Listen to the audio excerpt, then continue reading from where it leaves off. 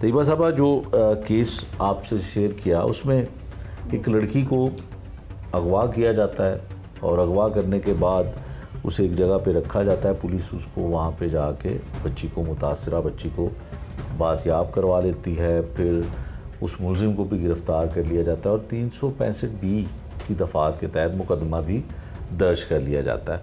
तो आप ये बताइएगा कि यकीनन माँ बाप अपनी इज़्ज़त और बच्चियों की इज़्ज़त के हवाले से सामने नहीं आते हैं, और हम भी इस प्रोग्राम में जो है उनका नाम और उनका पता और उनकी तस्वीर जो है वो पोशीदा रखे हुए हैं।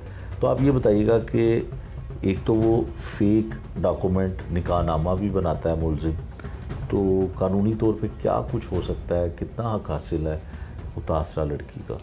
सर, हमने सबसे पहले तो मैं इसके बारे में जो है ना बात करूँगी। हमारे पास ऐसे बड़े केसेस आते हैं जिसमें बच्चियों को पता भी नहीं होता, उनके निकाहनामे भी बन जाते हैं, उन पे साइन अंगूठे भी हो जाते हैं, यूनियन काउंसिल में उसका रिकॉर्ड भी चला जाता है, और बच्ची जब उसको पता चलता है तो उसके इल्म में कोई ऐसी बात ही नहीं होती।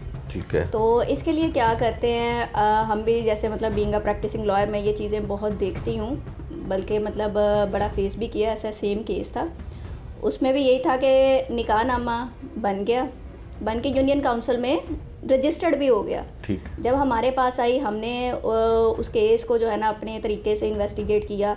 हम यूनियन काउंसिल में गए, जाके वहाँ पे पता किया, तो ये मतलब हम ये कह सकते हैं कि हमारे जो इदारे हैं उसमें कुछ जो करप्ट लोग हैं, पैसे लेके ये काम करते हैं, उनके निकाहनामे जो है रजिस्टर्ड कर देते हैं। अच्छा, ये बात जो आप बता रही हैं बहुत अहम बात है कि लड़का और लड़की जी, उनका निकाह नहीं हुआ और जाली फेक निकाहनामा जो है वो यूनियन काउंसिल में रजिस्टर्ड भी हो गया। यूनियन काउंसिल का मतलब है कि वो नादरा में रजिस्टर्ड हो गया, बिल्कुल ऐसे ही है। तो वो डॉक्यूमेंट भी फेक होता है, निकाह भी नहीं हुआ होता, तो ये रजिस्टर्ड हो जाता है। इसकी तस्दीक या इसकी तायीद कैसे इदारे कर देते हैं?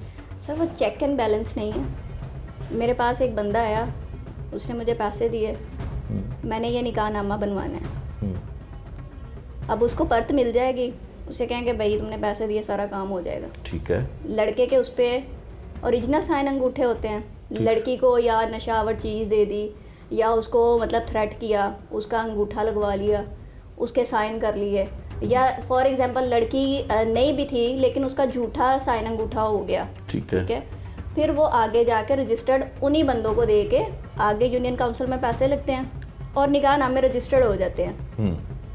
ठीक है, अब इसके बारे में अगर हम क्रिमिनल साइड पे आएँ, एक फेक डॉक्यूमेंट तैयार करना, सरकारी डॉक्यूमेंट तैयार करना, उस पर 468-20-71 का पर्चा होता है।